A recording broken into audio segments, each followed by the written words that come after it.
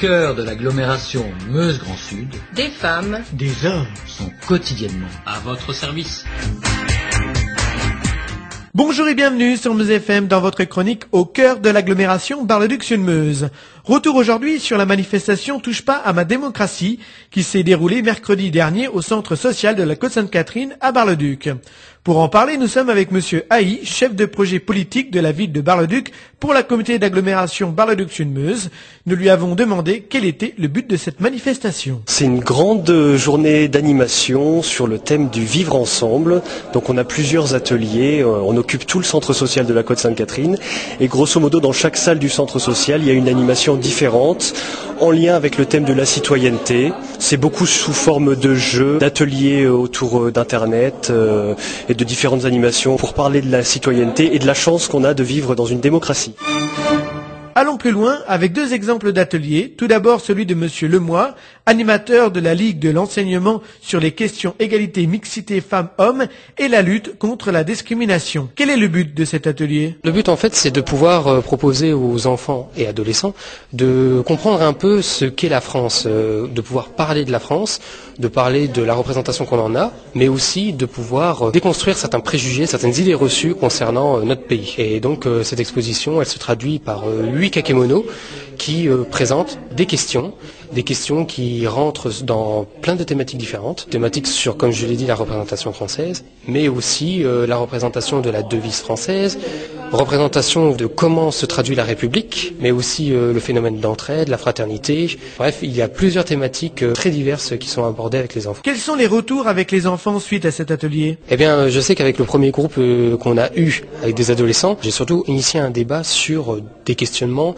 qu'ils ont eus et des questions où c'était assez difficile de répondre, histoire de pouvoir justement comprendre d'où venait soit le problème, soit la difficulté de compréhension. Je sais par exemple les origines, et c'était pas facile de trouver les origines, par exemple des personnalités qui ont contribué à la culture française. Et c'est pour justement expliquer que notre culture, elle n'est pas seulement franco-française, elle vient vraiment de plusieurs pays étrangers qui ont permis, voilà, la naissance d'artistes, sculpteurs, peintres, écrivains, qui ont parfois immigré jusque dans notre pays et qui ont apporté leur contribution à notre culture.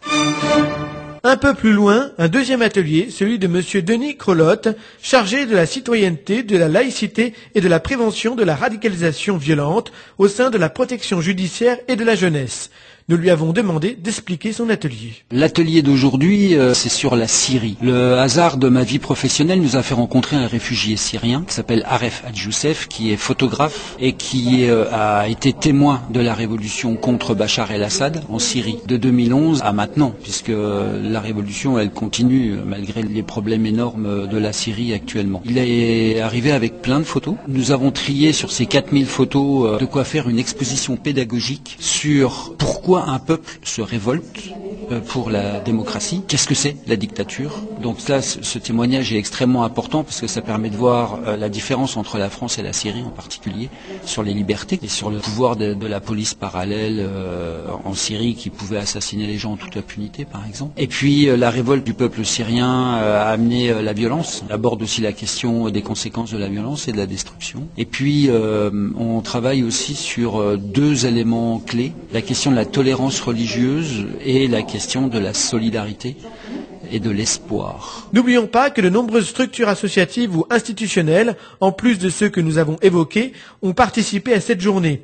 Les centres sociaux, le Centre régional d'information jeunesse, qui a proposé notamment un atelier autour d'Internet, le Centre de documentation sociale, les Petits Débrouillards ou encore l'AMP, l'Association meusienne de prévention. Retrouvez votre chronique au cœur de l'agglomération Bar-le-Duc-sur-Meuse tous les jours sur Meuse FM et en replay chaque vendredi à partir de 6h sur notre site meuse-fm.com.